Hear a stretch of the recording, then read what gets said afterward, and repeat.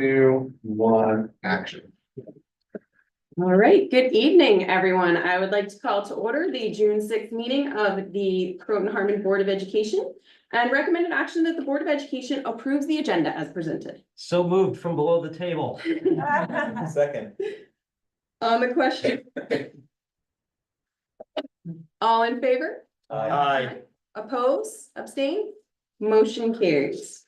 All right, well, before I turn it over to Superintendent Walker for him to give a superintendent's update, I did want to take a moment and just thank the many community members and volunteers that we had earlier this evening for a volunteer reception. We are so lucky. I said this earlier this week at the groundbreaking ceremony down at Spencer Field. We are so lucky to have so many people in our community who are willing to put their time and talent and effort into making our schools a better place for our kids. And while we are talking about and thanking all of our volunteers, I wanted to take a very special moment to thank a special volunteer who has been such an important part of our Thursday evenings here as a board over the past year, and that is Amelia, our student exhibition award. Amelia, thank you for all of your hard work this year. We wish you absolutely nothing but the best next year at school. We know that you are set for such big, amazing things. So thank you. Thank you so much.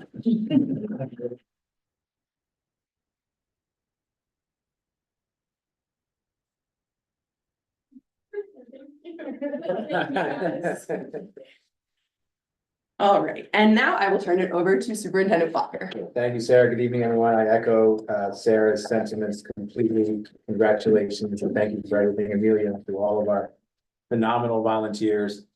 You make our schools better because of your presence in them. That's a phenomenal gift that you give to our entire school district community. So despite the fact that tonight is a work session, there is just too much happening in the school district that's great to miss an opportunity to share some of it through the superintendent's report. So I thank the board for the opportunity to share this evening. Starting with a profound thank you to the entire community who made sure their voices were heard as part of the school district budget vote. Your support allows us to continue to make our schools genuinely what they can be and what any school can be. And we're humbled and honored by your support. So thank you incredibly much for coming out to vote, and congratulations to Omar and Anna on your re-election to the board. Looking forward to a great next 3 years with you. Also, that same evening, we had a chance to attend the district-wide art show in the Aux gym here at the high school. Just a stunning representation of the talent from grades K through 12 in our school district. And so I want to take a moment just to thank our phenomenal art faculty and all of our student artists who contributed to what is just a beautiful representation of creativity, interest, joy, and passion in one place at one time. Also wanted to thank Coach Rosen, Coach Jay, and all of our Tiger baseball players and their families and the Booster Club for what was an amazing ride. And so the first time in, I think it was 42 years, the baseball team won the section. We had a chance to travel to SUNY Purchase and then up to Saugerties to watch them play, and they acquitted themselves incredibly well, represented our community incredibly well, not only on the field, but in the way that they conducted themselves as a team off the field. The way that they lifted each other up through some difficult times in those games was inspiring. Some phenomenal senior leadership, but also a good chunk of the team that's returning. So a word to the wise for the section. It's going to be a tough road to hoe to beat the Tigers on the diamond again next year. Congratulations to the entire team. Also had a chance to spend some time at Friday Night Stripes recently at PVC, of course. So I want to thank Michael and Nicole and all the faculty and staff who are a part of that event. That's an incredible amount of energy on a Friday night at PVC. So thank you to everyone who was a part of that. Also had a chance to attend the kindergarten parent orientation on Monday evening of this week. We believe it's the class of 2037 from CHHS, making all of us pause for a moment at how old we are. But some really engaged and interested and excited parents and families who were there that evening. So thank you to Carrie and Craig and Christine Martins and Kira Hamilton, everyone who shared a great deal of, and our PTA presidents, Marissa and Megan, all of whom shared a great amount of important information for our families as they get ready for a really exciting transition for their young Tigers in September. So welcome. Also had a chance to attend CET Field Day yesterday. Beautiful day down at Spencer. Thanks to Justin Duchin and Suzanne Leslie and everyone who makes that possible. That's a great day to watch kids run and have fun and make memories and smile and be out of breath from all the activities. So I'm sure everyone who took part in it slept well last night, and thanks for everyone who made that possible. Also had a chance to attend the district-wide chess tournament last week. Thanks to Phil Ranieri and Jeremy Pollock from the class of 2026, who collaborated to make that possible. Phil's room was packed with young chess players, and it was a real joy to get a chance to watch so many minds actively at work in the same place at the same time. So we look forward to expanding that even further next year. And had a chance to attend earlier this week the CHHS Seal of Biliteracy presentations in Spanish and French, as well as a couple of presentations from students who are learning English as a new language. And these are inspiring and emotional and beautiful and tremendous culminations of years of work by these students, by their families, and by the phenomenal world language faculty throughout the district. These are incredible representatives of what school can be and what our community can produce. So was truly genuinely honored to be there. Also had a chance this week to attend the Spencer Field groundbreaking, and I'll say now what I said then, which is it's always exciting in this life to be present at the start of something. Right? And so we're truly at the start of something that I think will continue to energize and galvanize the community, not just the athletic community, but the entire community. And this is a project that is about the experience of all students and all staff and all community members, not only at Spencer, but throughout the entire school district. And so we actually plan to have work start next week. And we'll then begin a very, very busy 18 to 24 months here in the school district. So we can't wait to see what Spencer looks like when it's done. And by somewhat popular demand, I thought I'd bring back some superintendent jokes. These have been killing at CET. So Rachel loves these and the CET second graders love these. So let's see what the crowd thinks. What do you call two birds that are stuck together? Velcros. All right. Two more. Didn't you say us that the second graders love? The second graders love these. I have evidence. What do you get when you cross a snail with a porcupine? A slowpoke. Okay, all right. First one was better. One more, and then I will give the floor. What did one strawberry say to the other strawberry? If you weren't so fresh, we wouldn't be in this jam. All right, I got Mr. Ryan. That's all for me. Thank you, Sarah. Well, My work here is done. thank you very much for that. Ending on a light note for all of us. And now we will move into new business. So recommended action, the Board of Education accepts the results of the May 21st, 2024 school budget vote and school board election as presented. So moved. Second. On the question? All in favor? Aye. Oppose, abstain? Motion carries. All right. And 3.2, recommended action, the Board of Education approves the side letter between the Croton Harmon Union Free School District and the CSEA clerical unit as presented. So moved. Second. On the question? Just a moment. Sure.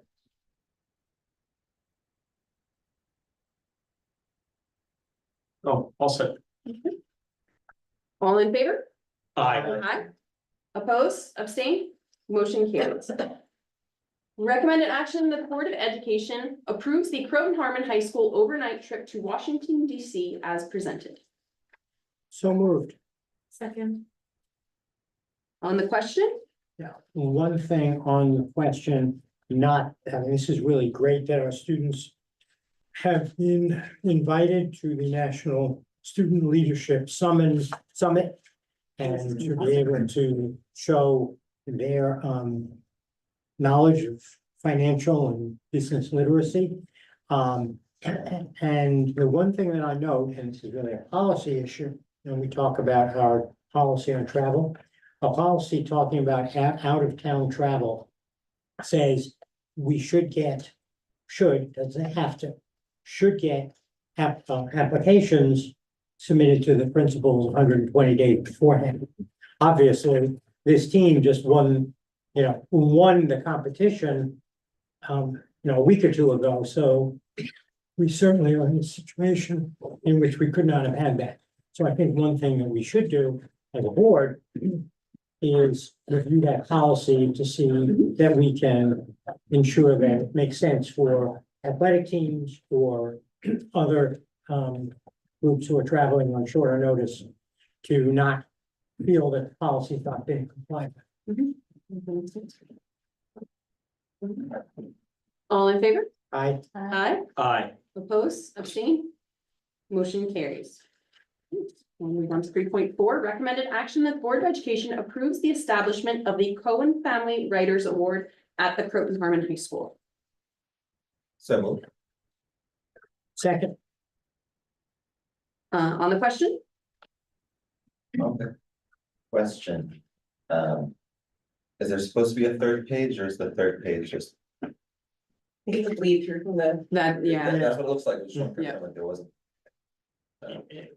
Yeah, it looks like it was just sent to scan both sides. Thank you so much. Yeah. All right, all in favor? Aye. Oppose, abstain?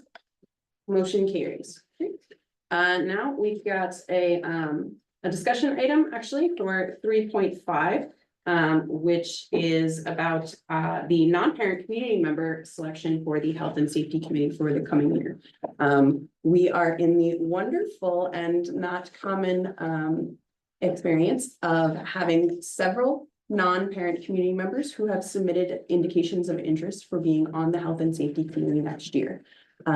We've, in my tenure, and actually that Neil could recall, not had that situation in the past Never where we've had We've more never than had one. that situation. We've often not had even one, so we need to discuss how we want to proceed as a board to select that non-member community member, because the policy 8112R states that it shall be selected by first openly soliciting for public nominations, and then the board shall select, after nominations are received, the board shall select from among them.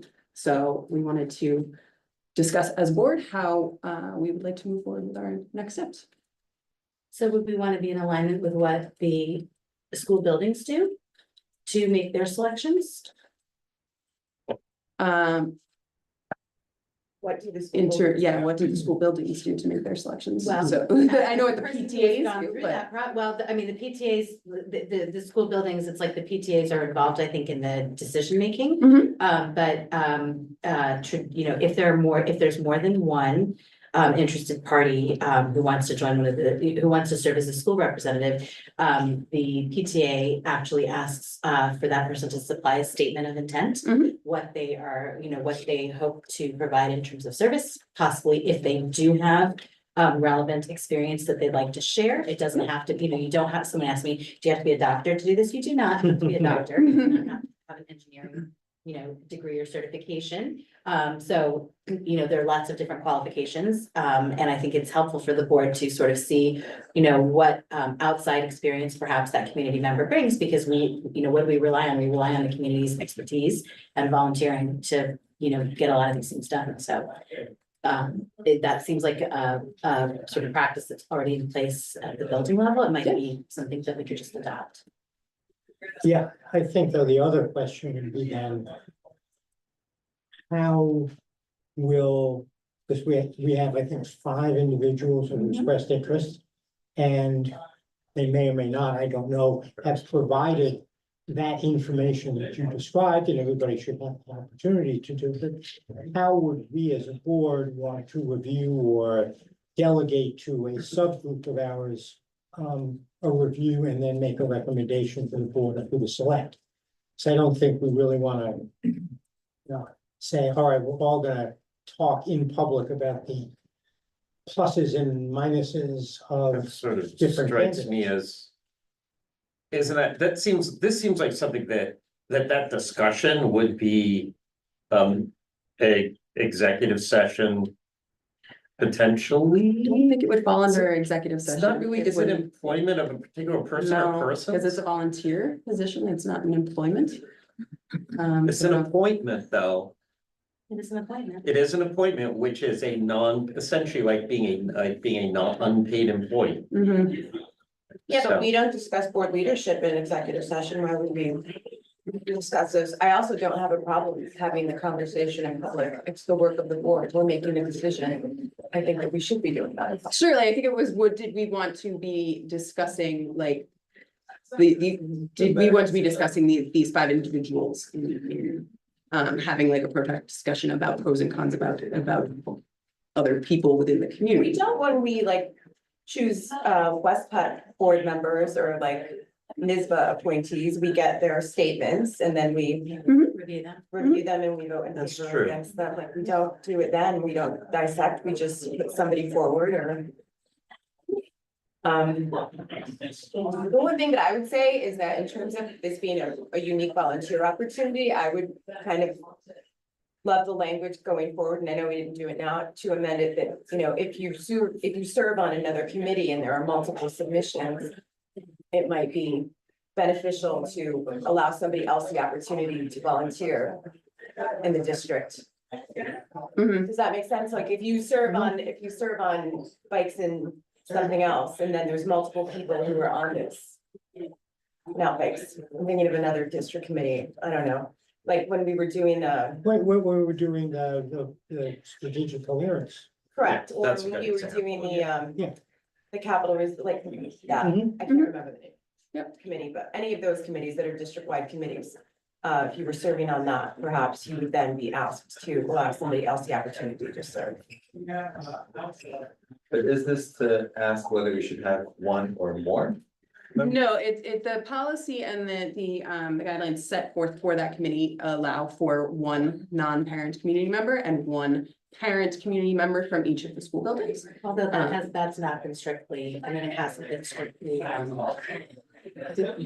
practice hasn't been selected. Meaning that They've had more than multiple- one, Yeah, because if there are two parents who are interested in serving that role, people can't always make the meetings. Mhm. And the feeling has been historically, at least in the last couple of years, that it doesn't hurt to have two people, you know, in the room, especially if they can't always be there at the same time. Mhm. So. I mean, the other thing is sometimes people step up because they think nobody else is stepping up. Have we spoken to these five individuals and said there's five of you, if anyone So- wants to withdraw? No, we haven't, because we wanted to have a conversation as a board. I- So I think I think in terms of first steps, I think Anamika's suggestion, it makes a lot of sense, like, we could go out and offer the people who have indicated interest the opportunity to submit sort of a statement as to why they would like to serve on this committee and what relevant experience that they might have that would serve the district in that role. And then, And that letter could include that there are five applicants.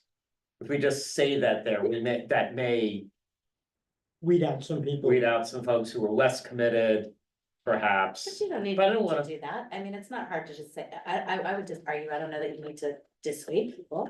Yeah, I don't like the idea I of don't think creating barriers. that's actually. Yeah, the more I think Okay. about, yeah, I think you're right, it's a little, Kinda. I'm somebody who sometimes Yeah. volunteers thinking that I'm the only person in the room who's volunteering, and when I hear that there are four other people who are interested, I'm happy to step back and say, and give someone else the opportunity. So I think the more information we give, and also to just give people the option to, you know, off-ramp if they don't want to be reviewed and to prepare a statement. I mean, we certainly, well, certainly, Yeah. yeah, I mean, everyone would obviously have the right to decide they didn't want to submit a statement. I don't think we should dissuade anybody, but I think we should present the facts as they are. We're in a predicament now where we have more volunteers than necessary. Seems like a good predicament to be in. Yeah, It it's a is. great predicament to be in. so we don't Very need to say excited to how see this. many, we could just say we have many, We've had have many multiple multiple applicants. One of several. And Yeah, I like that. I think that's a good formulation. Good, and so I guess then the first steps would be Denise as district clerk would respond back. Because the indications of interest were submitted to Denise, would respond back to the applicants, letting them know. To submit, if they so choose, to submit a statement of interest and explaining the reasons they wanted to be on the committee, relevant experience, everything we just talked about. And from there, then the full board would get that and if we could do that for the June 20th meeting, then we would be able to review the applications or statements that have been submitted and make a determination that. Does that sound good for everyone? At the June 20th? Make a determination at the Because June it 20th needs to meeting, because the start the committee term. essentially rolls over and starts anew on July Okay. 1st. Yeah. But I guess what we would then be saying is, let us say all five provided a statement of interest in an explanation. We would basically be saying, okay, we've all looked at those five packets Right. and right, how, Not packets. well, we're not whatever, asking them. whatever. And One pager. Let's try to keep it to one page per Sure, Yes, I person. can, and but we would be in essence saying, all right, candidate A, how many will wanna vote for candidate A? And candidate B, C, D, and E. Right, so that would also allow sort of some privacy for the Yeah, nations, which that's- seems I think reasonable. that seems reasonable. That could Do be it done. anonymized. My only question is on that, so 7 board members, 5. Is that transparent? You're like changing people's names? You're doing the work of the board in public. Is that transparent to like all of a sudden unilaterally decide you're gonna redact a future person's name or like? That's a fair question. It is. I think the other question though, and this is really part of the process. Mhm.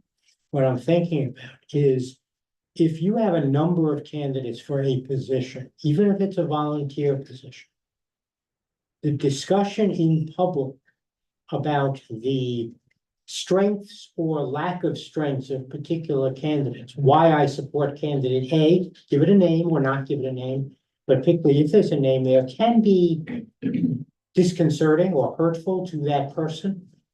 That's why if you have a committee of the board that reviews, and we all see everything that, and recommends, we've looked at this and we think John Jones is the one we recommend.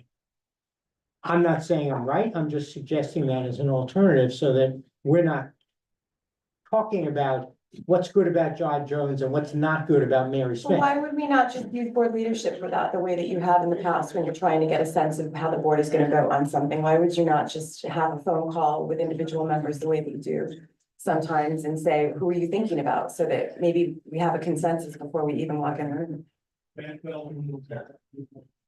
I mean, you Or use just that, have you an use exec that session. mechanism for other Well, no, but the situations, question but- about exec session, and that can be researched, but I have that up on my screen is, I'm not Go quite back. sure if you can have an exec session about volunteers Right. as We opposed to can certainly pose that employees. question to council. I- Again, Yeah. I don't know that answer right now. Yeah. But Neil, to your point about like delegating it to a committee, the work of the committee also takes place in public, so it's just a smaller subset that you're talking about. In that, that would still be a public meeting and perhaps, fewer people might attend, it may not be live streamed, so perhaps there's, for the applicants, there's less exposure. But it's like, if the process is fundamentally still public, I don't know that I would argue for, initiating like a smaller group of people to review this. It's, 3 people versus 7 people, it's not such a massive difference. Well, I mean, on that point. I mean, why wouldn't the Health and Safety Committee review the nominations? That's, At not at the reorg meeting, but at their first meeting. Well, one, because this appointment would be for that incoming committee, but also the policy states that the board selects the non-parent member. Should there be multiple applicants that the board makes this. we could ask the current Health and Safety Committee for a recommendation. Yeah, I don't. but To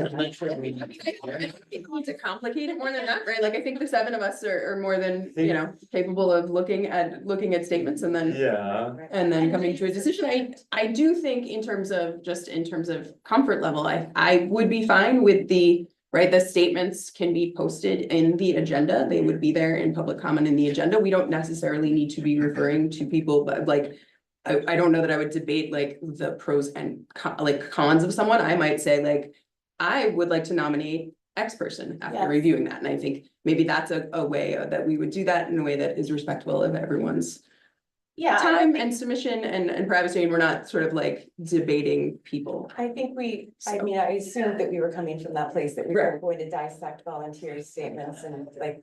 Yeah, so I think that that's like, I think in terms of steps, I think that seems like a good way. So we will ask for statements of interest.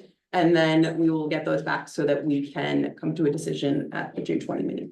Does that work for everybody? Yes. I think Perfect. that's fine. So- And I'll just say that in the years that I've been on the board, we've never encountered a situation like Yeah, this I know. where It's we had It's a good to situation to have. debate between appointees for a volunteer position. Yeah. It is a And this good is problem to have. And the Health and Safety Committee has an important job in the next coming years because we've got construction going on. So that leads to an expanded committee. And so I think those are all good things. So what you're suggesting is obtain, ask for Just say state, that? no, I'm writing it down. Okay. And I have a question. Ask for statements of interest. Yep. Put those in the public agenda Correct. for the 20th meeting, and then we'll nominate and choose from among those Correct. people who submit. On June 20. Okay, So my request is just a minor point, which is, it's like a point of phrasing, which is, I think it would be most, sort of open to, appreciating our volunteers to consider saying, submit a statement of interest in any experience you'd like to share. It doesn't have to be relevant experience. absolutely.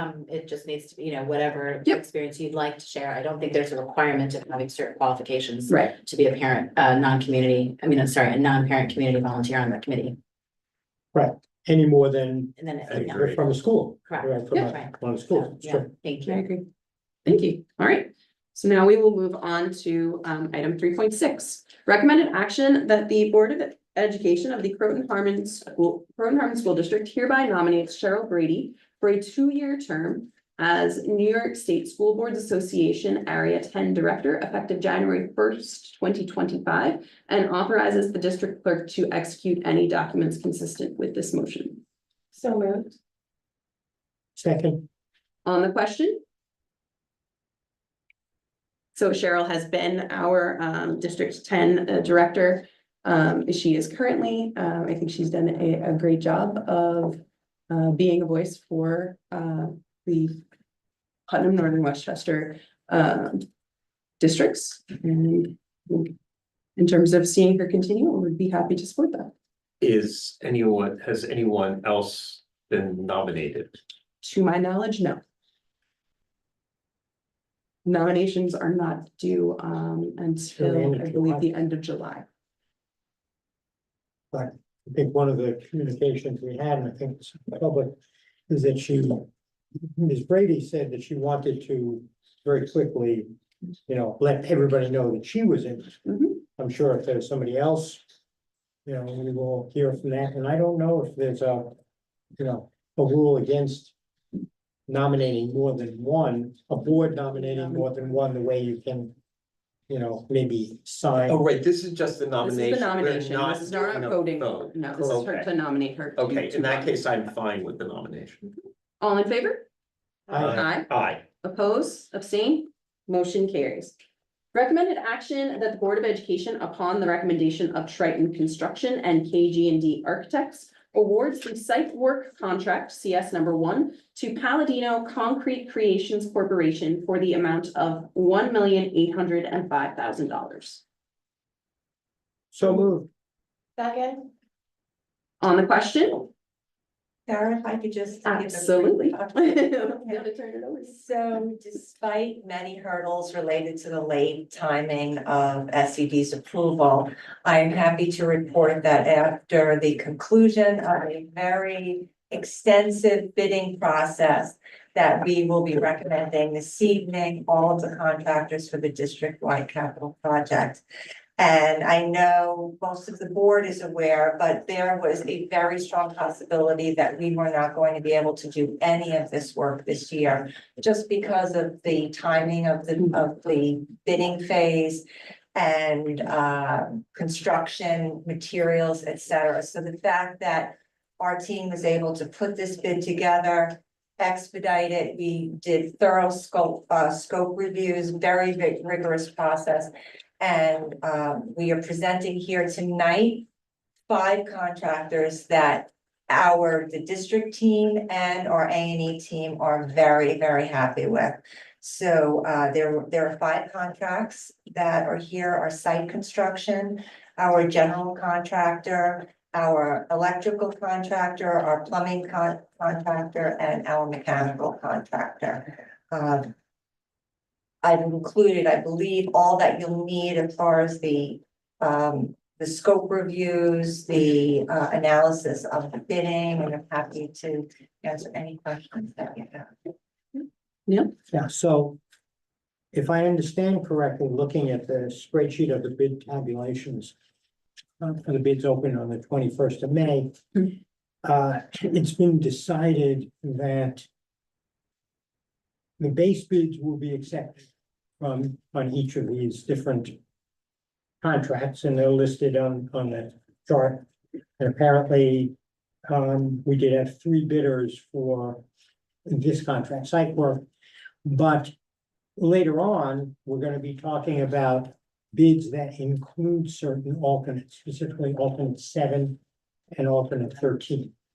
So maybe not for the site work, but when we get to the next, you can tell us what's why those 2 alternates are being recommended for each of those contractors, contracts Sure. rather. And then, or we can do it now, and then what's the thought about the things that we were not able to incorporate Right. from the alternates?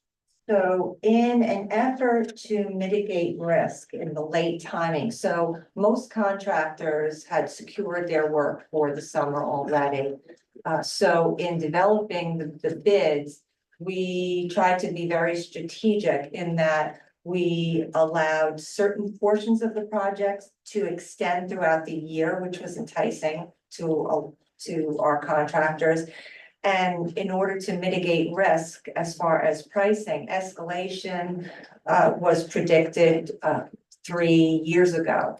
Actually, a little bit more than 3 years ago. So knowing inflation, et cetera, what we did to mitigate risk was to have the bare bone essentials and some of the high priority items in the base bid. And then we use the alternates to get select pricing on other components of the project. So we will look at those, look at that pricing. As you see, some of them were awarded, some of them were not awarded. What we will do is we will either try to value engineer those items or rebid them at a later date. So for example, I noticed there are some things involving the auditorium. See here, the front stage of the auditorium, which whatever our general contractor bid, and that was the only contractor for that, well, for the frontage, and then a small amount for each of for the electrical work. Then what you're saying is down the road, we will either value engineer it so that the general contractor and the selected electrical contractor will be willing to do that within the contract. Correct. Or we'll say, go out at some point in the future, next year, year after, and say, okay, now we want to do the auditorium.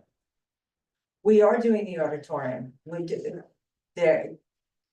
I'm looking at the Stage front, lift. right, that's what I mean, Okay. the front stage platform Yes. and the stage lift. So Yes. that is something, yes, Yeah, okay.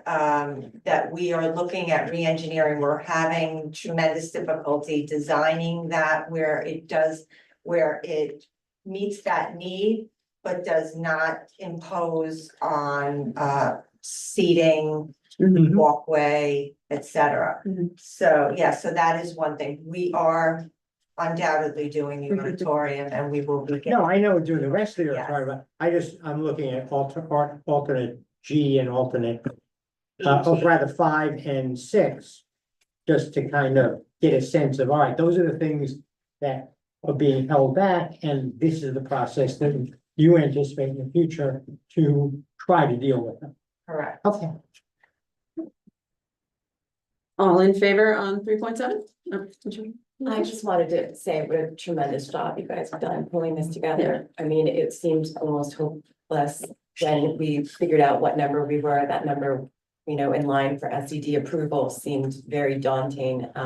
So, I mean, well done. It Yes. was, thank you. Yeah. Yes, Yeah, thank we you, had a Denise. great Thank you to your whole team.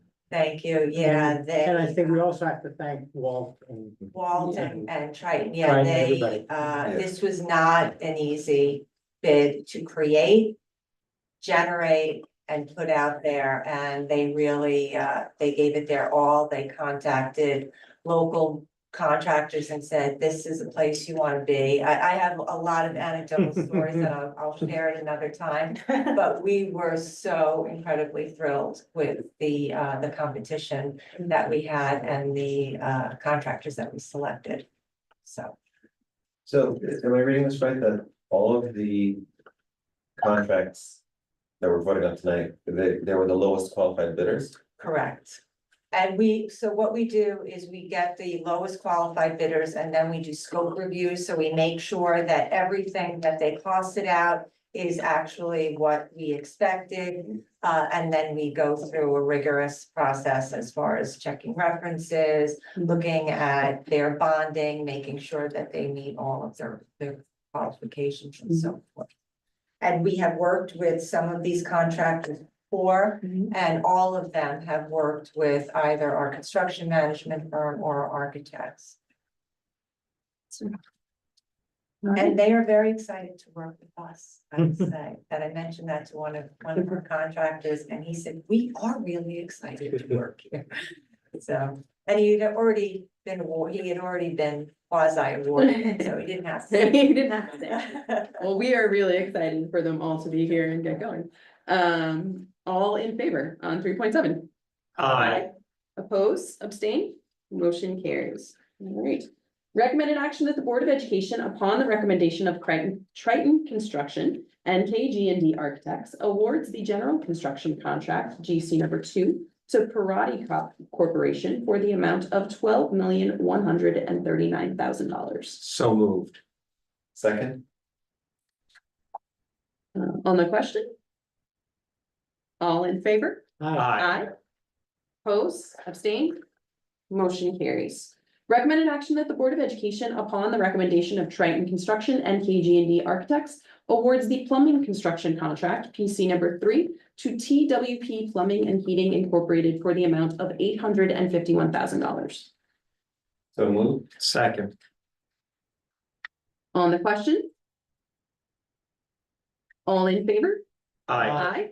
Oppose, abstain, motion carries. Recommended action that the Board of Education, upon the recommendation of Triton Construction and KG&D Architects, awards the mechanical construction contract, MC number 4, to Clean Air Quality Service Incorporated for the amount of $3,930,448. So moved. Second? On the question? All in favor? Aye. Aye. Oppose, abstain, motion carries. And our final one for this evening would be recommended action that the Board of Education, upon the recommendation of Triton Construction and KG&D Architects, awards the electrical construction contract, EC number 5, to Solar Electric Systems Incorporated for the amount of $4,397,000. So moved. Second. On the question? All in favor? Aye. Aye. Oppose, abstain, motion carries. All right, we will now move into instructional personnel. Recommended action, be it resolved that the Board of Education, upon the recommendation of the Superintendent of Schools, hereby appoints Dana Buckout as a 1.0 FTE elementary teacher, elementary tenure area, At the Carrie E. Tompkins Elementary School at a salary pending contract ratification, MA Step 6. Ms. Buckout is appointed to a 4-year probationary term as an elementary teacher, commencing on August 28, 2024, and probationary term ending on August 27, 2028, in the tenure area of elementary. In order to be eligible for appointment to tenure, said teacher must receive at least 3 APPR ratings of effective or highly effective pursuant to Article 3012D of the Education Law during the 4-year probationary term and may not receive an ineffective rating in the final year of probation. Ms. Buckout has professional certification in childhood education grades 1 through 6. So moved. Second. On the question? All in favor? No, that's fine. All in favor? Aye. Oppose, abstain? Motion carries. All right, 4.2. Be it resolved that the Board of Education, upon the recommendation of the Superintendent of Schools, hereby appoints Bianca Pizzotti as a 1.0 FTE elementary teacher, elementary tenure area at the Carrie E. Tompkins Elementary School at a salary pending contract ratification, MA plus 15, step 4. Ms. Pizzotti is appointed to a 4-year probationary term as an elementary teacher commencing on August 28, 2024, and probationary term ending on August 27, 2028 in the tenure area of elementary. In order to be eligible for appointment to tenure, said teacher must receive at least 3 APPR ratings of effective or highly effective pursuant to Article 3012D of the Education Law during the 4-year probationary term and may not receive an ineffective rating in the final year of probation. Ms. Pizzotti has initial certification in childhood education grades 1 through 6. So moved. Second. On the question? All in favor? Aye. Oppose, abstain? Motion carries. We'll now move into 4.3. Recommended action, be it resolved that the Board of Education, upon the recommendation of the Superintendent of Schools, hereby appoints James Lucadamo as a 1.0 FTE elementary teacher, elementary tenure area at the Carrie E. Tompkins Elementary School at a salary pending contract and ratification, MA Step 2. Mr. Lucadamo is appointed to a 4-year probationary term as an elementary teacher, commencing on August 28, 2024, and probationary term ending on August 27, 2028 in the tenure area of elementary. In order to be eligible for appointment to tenure, said teacher must receive at least 3 APPR ratings of effective or highly effective pursuant to Article 3012D of the Education Law during the 4-year probationary term and may not receive an ineffective rating in the final year of probation. Mr. Lucadamo has initial certification in childhood education grades 1 through 6. So moved. Second.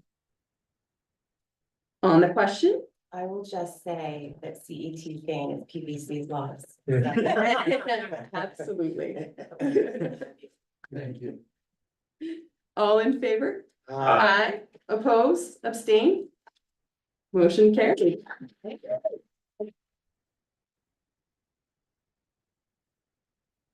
Congratulations, James. We are so happy to welcome you to our school family officially as an elementary school teacher at CT. Oh, thank you so much. I'm extremely excited to work hard. You earned this, so congratulations.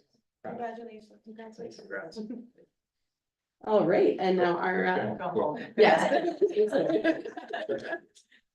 a good night. Have a nice night.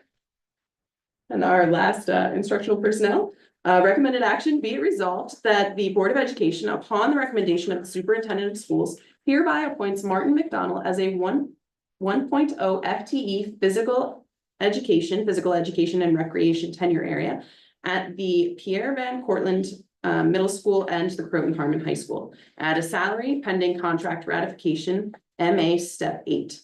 Mr. McDonald is appointed to a 3-year probationary term as a physical education teacher, commencing on August 28, 2024, and probationary term ending on August 27, 2027, in the tenure area of physical education and recreation. In order to be eligible for appointment to tenure, said teacher must receive at least 3 APPR ratings of effective or highly effective pursuant to Article 3012D of the Education Law during the 3-year probationary term and may not receive an ineffective rating in the final year of probation.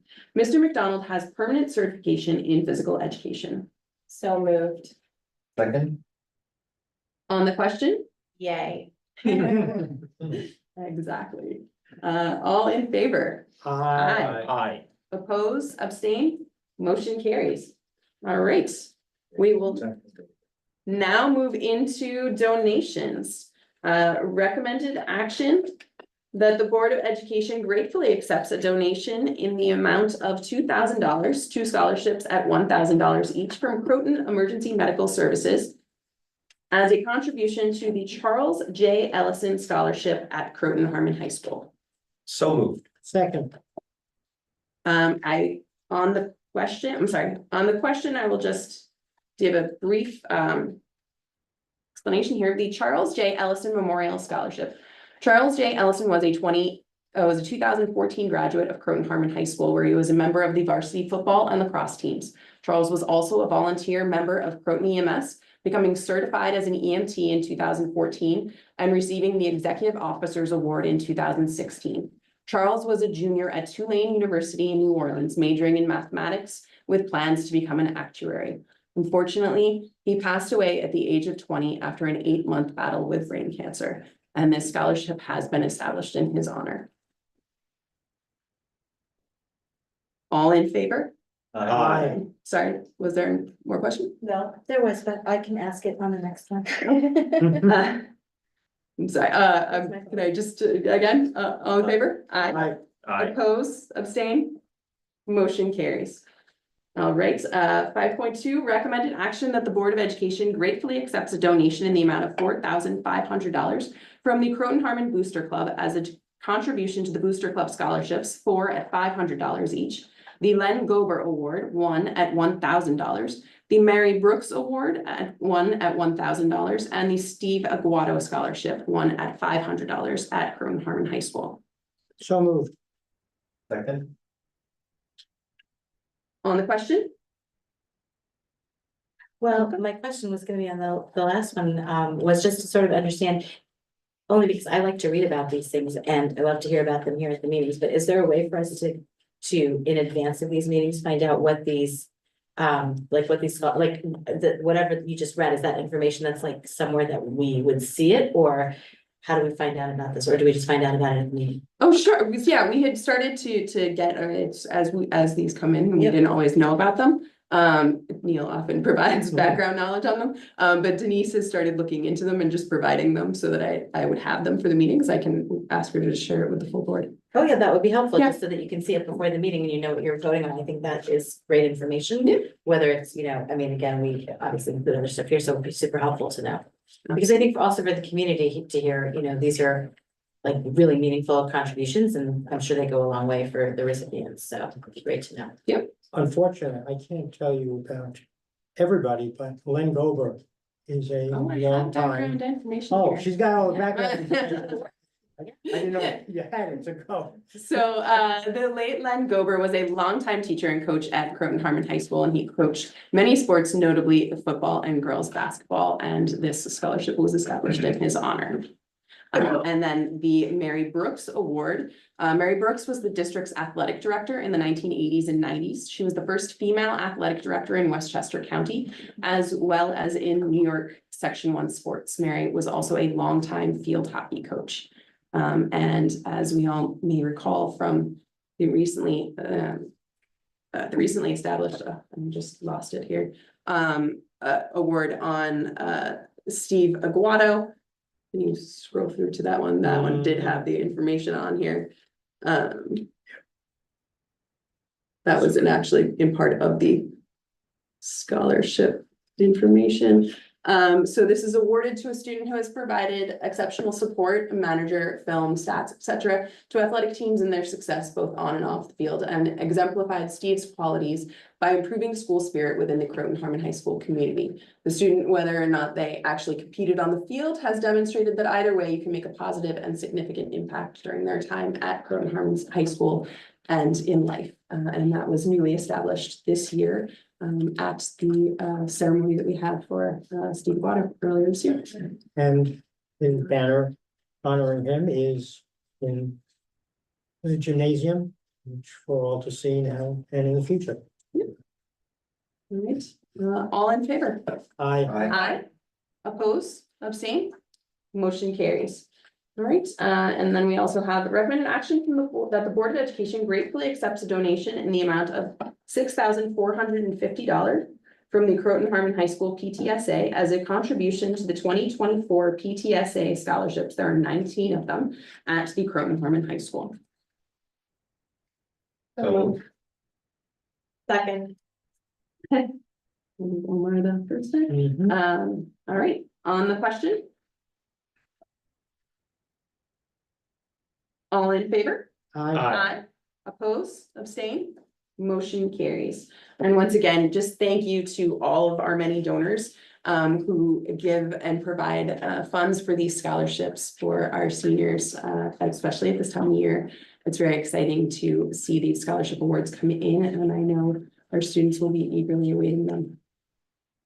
Thank you. We will now move into the consent agenda. Recommended action that the Board of Education approves all items on the consent agenda. So moved. Second. On the question? One second.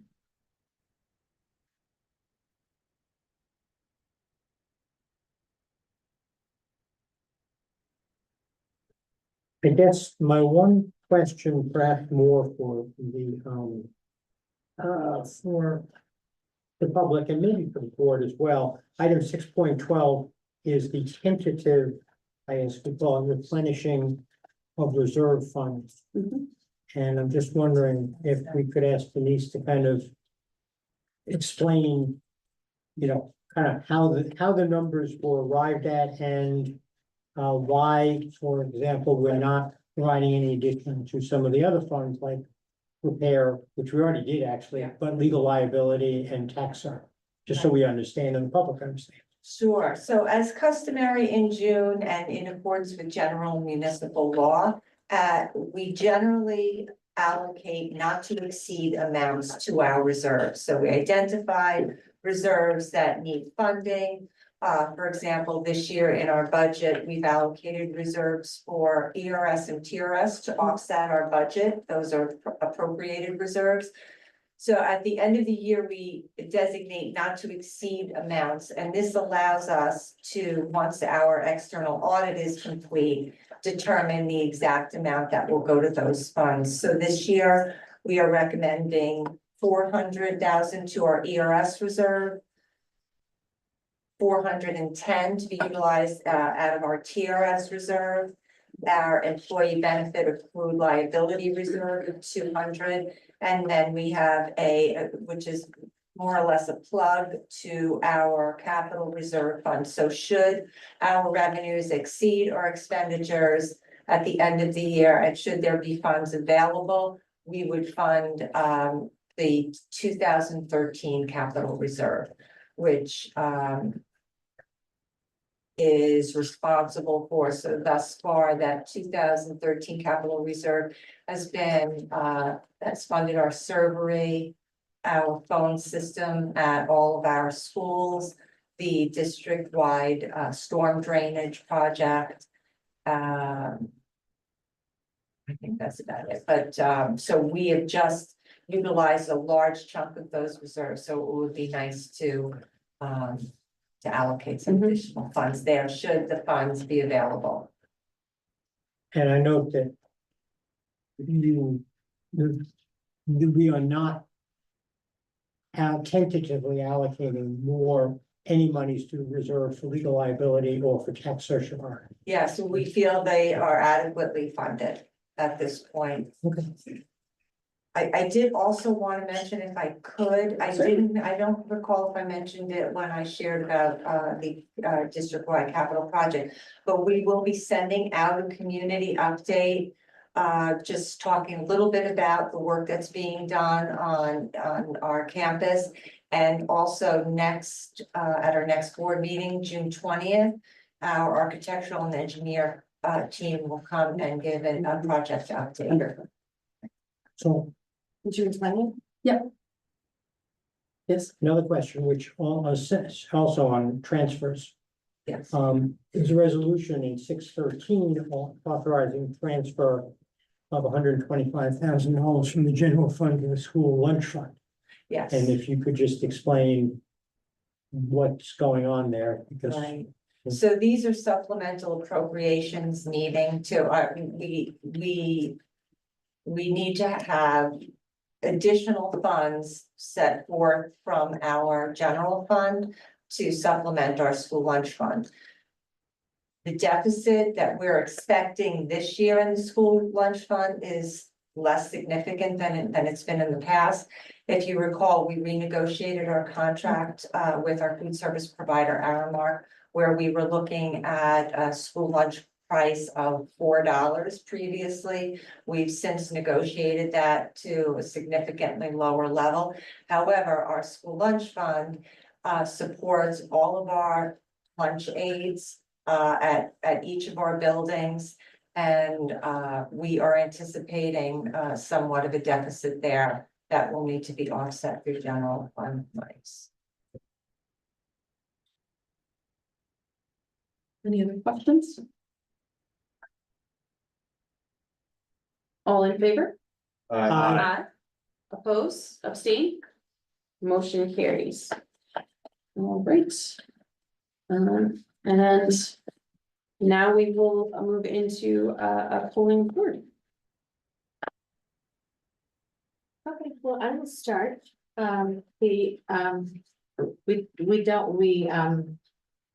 We're not formally doing sort of like board committee reports, but the advocacy committee wanted to take this opportunity just to highlight a couple of upcoming dates and then just share some of the results of our most recent meeting. The most important thing on the date front is that the New York State School Boards Association deadline for resolution proposals from member boards is Friday, July 12th. So the advocacy committee did meet and we've just discussed, I guess, a couple of ideas, but we'd like to, of course, also invite the full board if there's anyone who has a burning proposal that they'd like to bring forward, please reach out to us and let us know. Ideally over the next week or two, because in order to prepare a resolution, it does take a little time to craft. We want to make sure that, of course, it also is worded correctly so that it can go up the line. And as I said, the deadline for submission is Friday, July 12th. Our hope is that the advocacy committee will have a chance to reconvene before that to sort of finalize whether there's anything we want to move ahead on, but we wanted to loop in the full board on that. And so we want to do it sort of earlier rather than waiting for our next meeting where we would traditionally have an opportunity to give board reports. Another thing that came up during our conference. Sorry. Yeah, Are you done with that? Is he? no. Okay, but I have a question on that.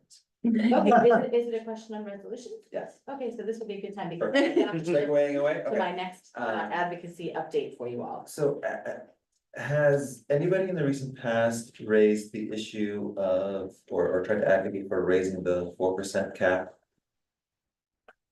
Oh, yeah. Fund balance? You mean the fund Oh, the balance? Fund balance.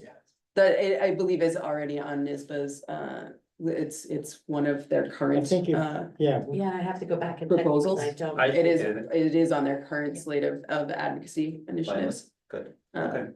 I think it's been on there It's for been a on there couple for years. some time, I think. Yeah. Like I saw it this year and the year before. I don't know what the, It's, the resolutions are set for a 5-year time period. Right. And I know it's been on there for a couple of years, but I don't recall, the resolutions packet came out and that was not a sunsetting resolution Okay. that I saw. But we could certainly share it with the board so they can sort of see what the language is and if there's something that we'd like to build around it, we should That'd be great. discuss that further. So, yeah, okay, so that's an easy follow-up. Thank you. Yeah, absolutely. Okay. Anybody else have anything that's burning on their minds right now that they've been thinking about all year and not yet mentioned as we're approaching the deadline a month away? Okay, great. Just wanted to make sure that we did it, involve the full board in that conversation. So I think as we were sort of thinking about and talking about the fact that that sometimes the timelines of what different committees do doesn't always line up with the timeline of when our own board committees begin their term of service. The conversation came up in our committee about sort of like timelines in general, turnover and opportunities, I think, for people who have served on a committee to sort of share their expertise with with future committee members. So in the spirit of sort of that conversation, we also wanted to bring to the table just a couple of ideas here so that perhaps other committees in the, month that remains before we sort of all switch over, have an opportunity to think about some of the things that we thought about.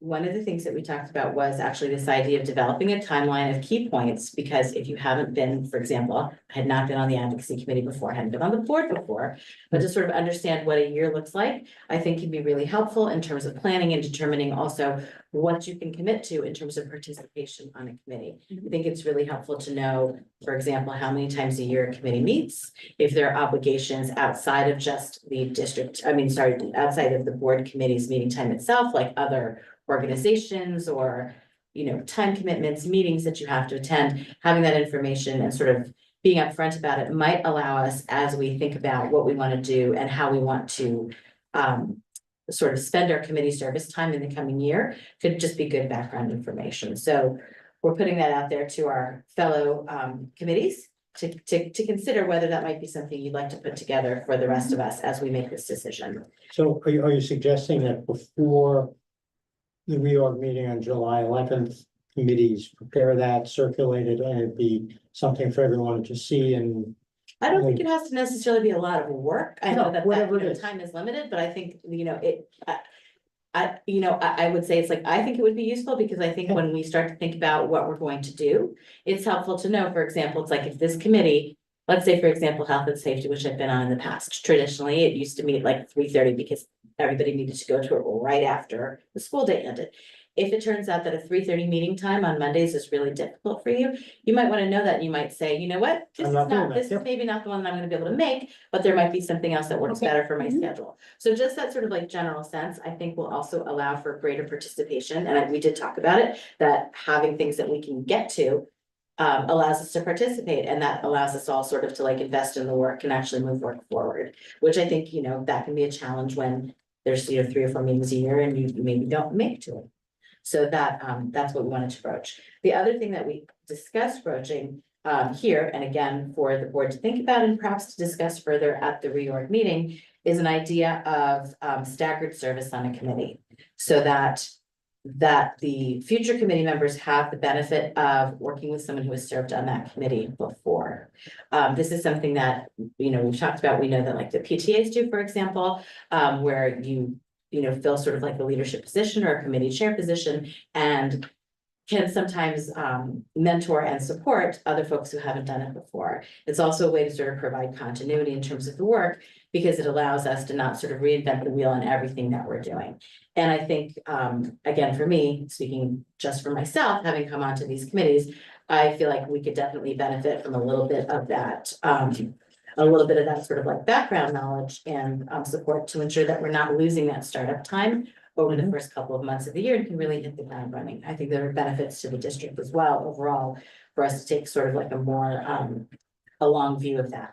So that is what we as a committee talked about. And I'm just representing it. We don't actually have a chair on this committee. It's 3 of us. And so this is just a report on our conversation. We wanted to make it visible to this group.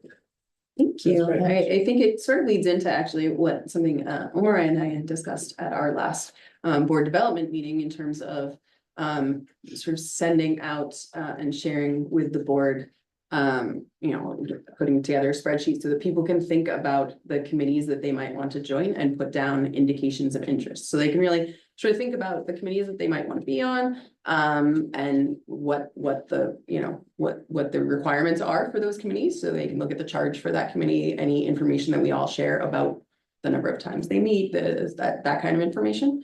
And then put down indications of interest, and where we have more than 3 people who've indicated interest for a committee, right? Then that gives us something to discuss then at the reorg meeting. And then we can have that conversation at the reorg meeting on how, right, what that best mix might be going forward.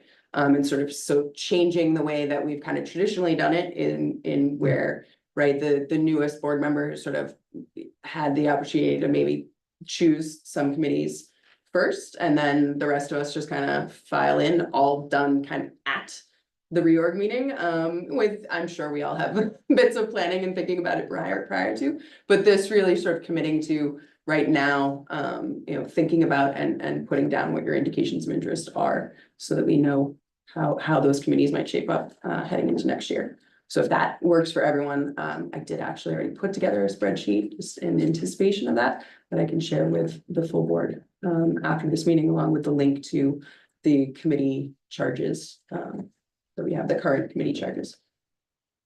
I think that's great. I would just add that what Anamika brought up is additional information that Yep. might help board members, and I will hope that we could, whoever the chair or leader is of each committee, kind of prepare that expeditiously, so Certainly. it could be added to the package and then. We can everybody put, would you know what, have I can create a Google Doc and it just, Yeah, everyone yeah, shares on it. You could just add in the information that's relevant for each committee, that the people who know it, right? Like, Sure. you can add in the details there. Yeah, like cadence of meetings. Yeah. The cadence, the timing, day, night, who attends, and I guess this would not only be for the standing committees, the 5, but also for some of the For other liaisons, yeah. liaisons and Yeah. district emergency District and village response. committee and liaisons, things like Whatever that. those are, and then, so we all know.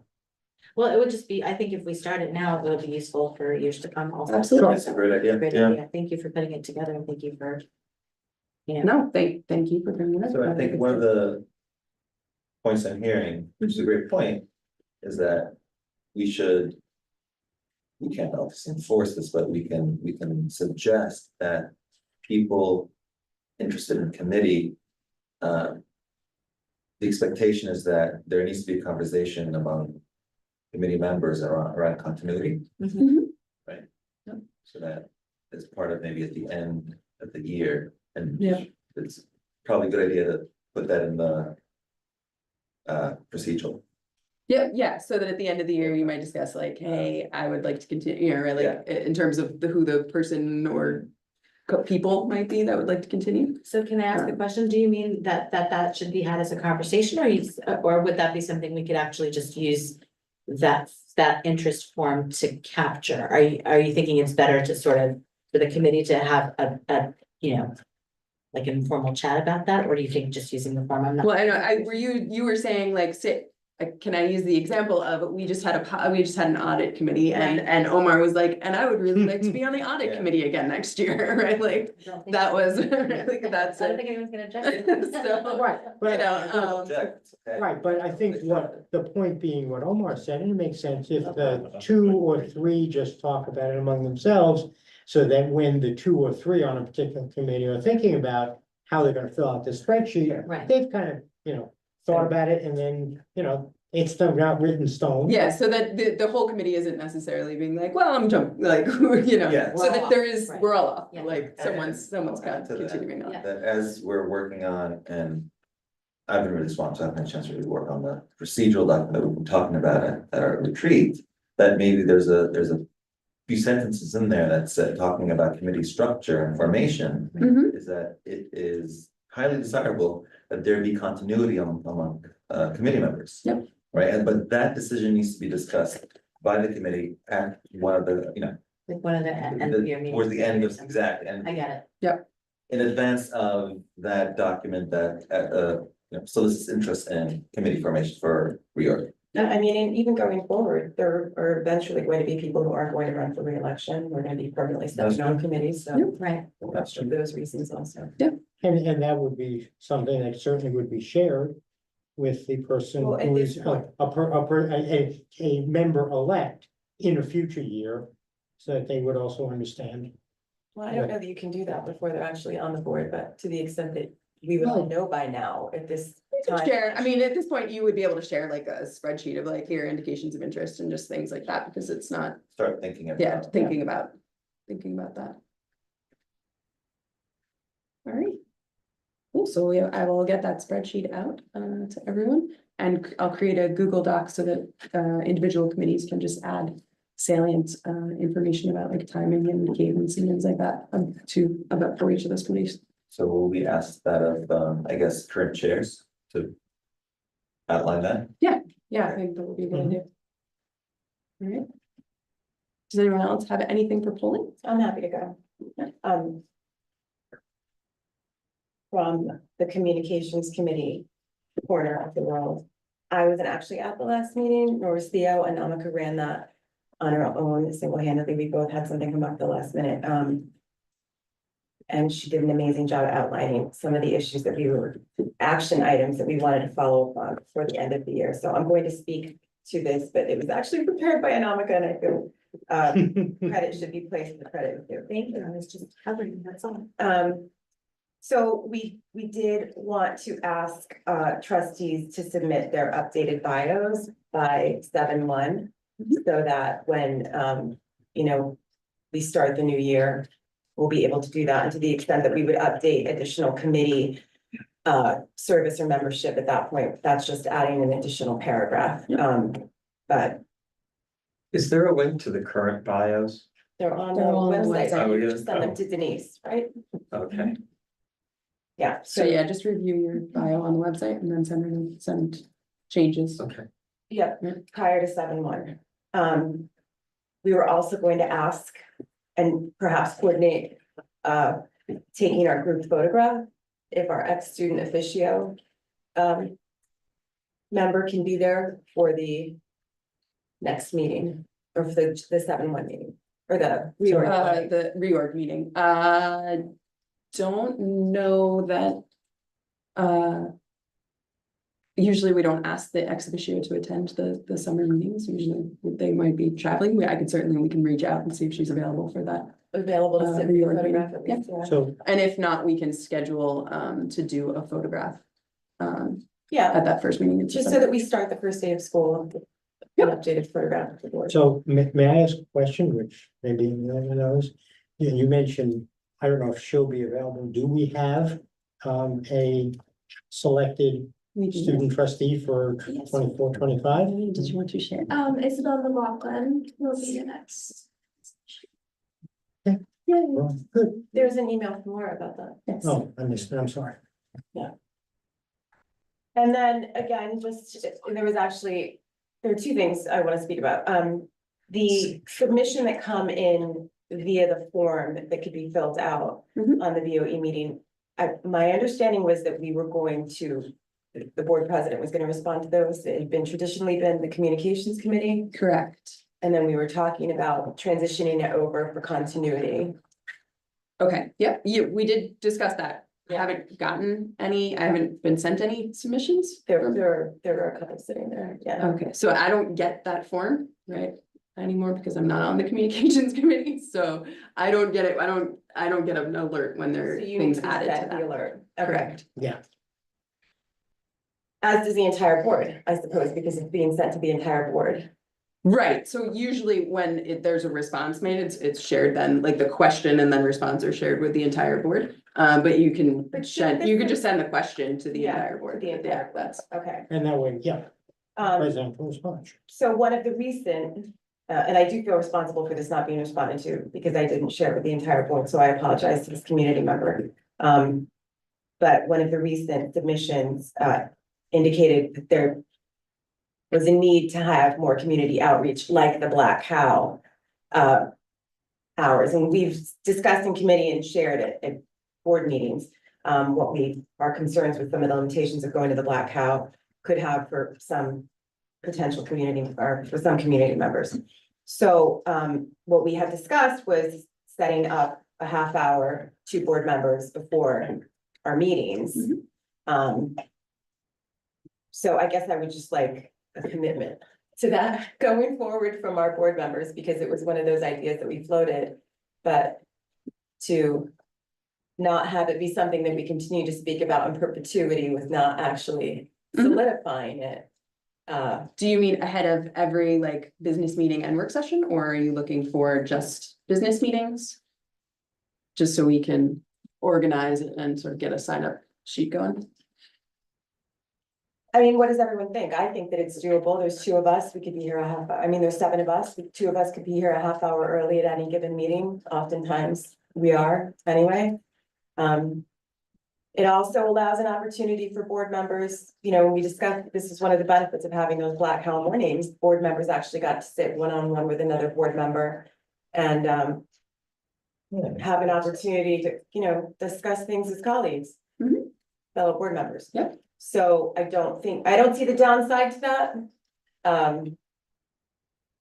But I mean, I can do it, but Two thoughts. One, I have no problem with that. I certainly can, be part of that schedule, but I will tell you, knowing the history of the blackout, we used to do Saturday morning once a month and some weekday afternoon once a month. And the reason for that was thinking about the fact that many people won't be able to get here at 7 o'clock. They have their own concerns about childcare or other commitments. And so we tried, when the Black Cow idea first came, to be around at places where we'd be more likely to be available to community members, which was daytime in the afternoon and the Saturday morning. And then the weekday afternoons, we didn't get, people got too busy. So I'm just thinking about trying to think about ways, in addition to what you've described, to be able to be out there in the community when time, on days other than work, than Monday to Friday workday, or places where people may have a greater opportunity to reach us. I understand that. And, I'm not saying that takes away from what you've suggested, but let's think about that as well. We have, and we've also implemented that. I know Sarah and Omar and I, when we were doing the capital reserve, when we were pending that vote, we sat at a community event the entire day. We didn't find anybody coming to us. We had a board event. I mean, I don't recall a single person coming. I know that I can think of one question that I received from a community member at the 5 Black Cow mornings that I attended in 3 years, that I've been a board member. And we've talked about doing it before school events, and making ourselves available. When we do our back to school night speeches, we all say that we're available afterwards. I haven't heard of any substantive conversations coming up. And then on top of that, I think that we just perhaps need to make it very public that we're available to meet with people. I mean, I also think that the advocacy committee is a wonderful avenue by which to meet with community members.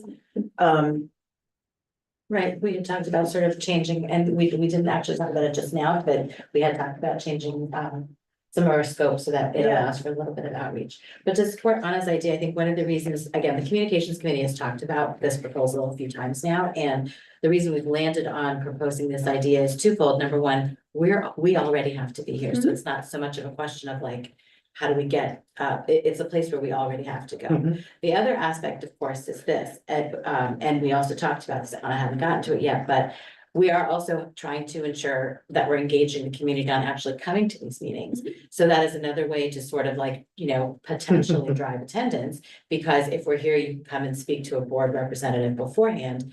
And then at 7:30, pop in and hear some of the meeting. It is a way to sort of allow people to come. Further to that, the other thing that we talked about at communications was the fact that folks do come in to speak at the hearing of the public, and it's not a two-way conversation. And that can be frustrating for people to not feel that they can actually interact when they have something really important to talk to us about. So making ourselves available for that 30 minutes before the meeting also allows for that moment of interaction and conversation. So it becomes actually like a two-way discussion. So I think what I would say, Neil, just in response to your point, is absolutely we've considered the fact that not everyone can do something at 7 o'clock, but in the last 2 years, we've done nothing.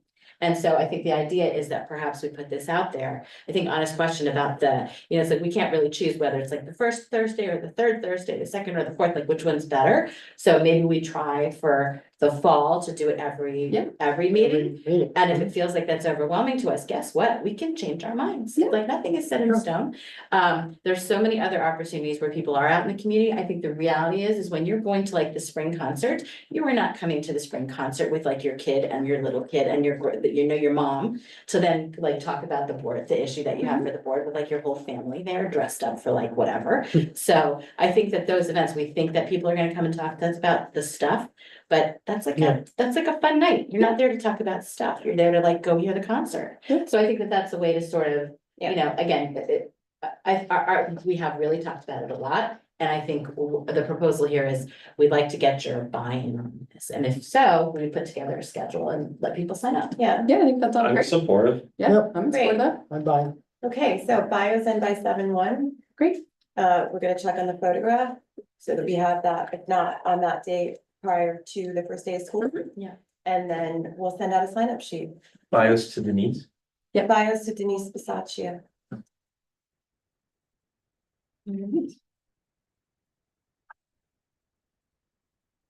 I have one Done. additional thing for Pauline.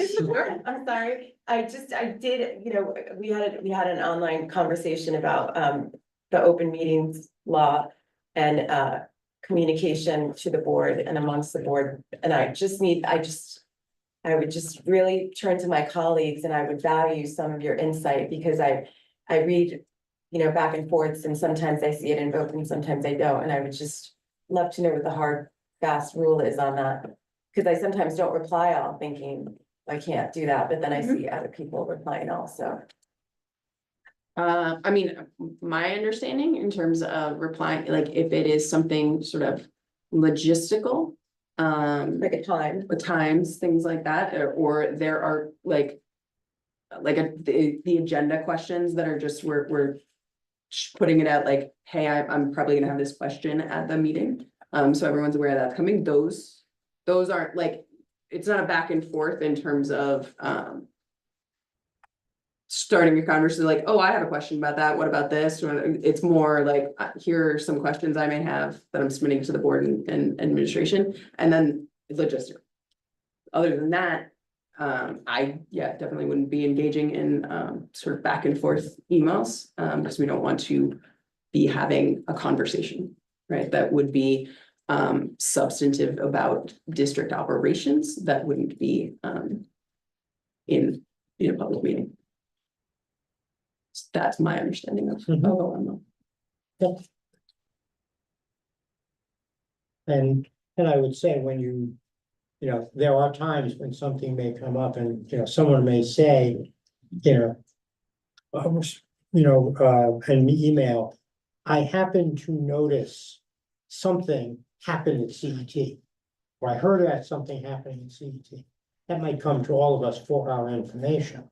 But any comment about that and how it might relate to a decision or a determination or action by the board crosses the line. If you as a board member said, I want to follow up on that, that would be followed up with the board officers, followed up, so that it can be followed up with administration, and then, information will be disseminated as appropriate, as we get information. I guess my confusion is that sometimes I read opinion in some of the like factual things that are forwarded on and it feels like a one-sided discussion. Right, and it should not be opinion. Right. You're absolutely correct. You should not be saying, I think that's a terrible idea, everybody. We'll talk about it at the next meeting. Right. Because then you're telling, then you're kind of starting down the road. If you say, I would like to have a discussion at the next meeting about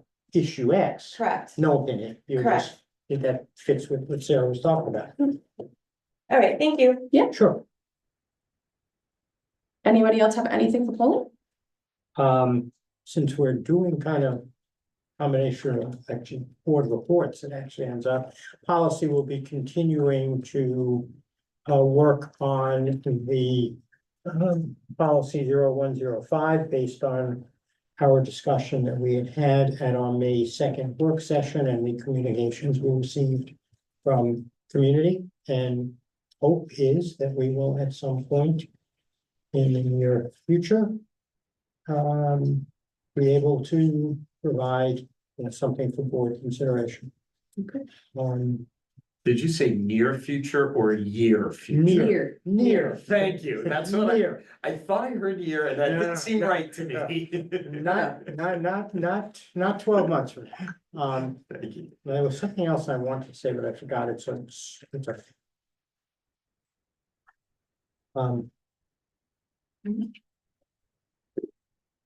Anything else for Pauline? All right, well, with that, we will be entering into executive session and we expect that we will adjourn immediately following. So thank you to those of you who joined us this evening and those who are watching online. Recommended action, that the Board of Education enters into executive session to discuss collective negotiations of the aides of Croton United, ACU, and the Croton Teachers Association, CTA, pursuant to Article 14 of the Civil Service Law, and the employment of a particular person or persons. So moved. Second, On the question? All in favor? Aye. Oppose, abstain? Motion carries. All right, thank you very much, everyone. So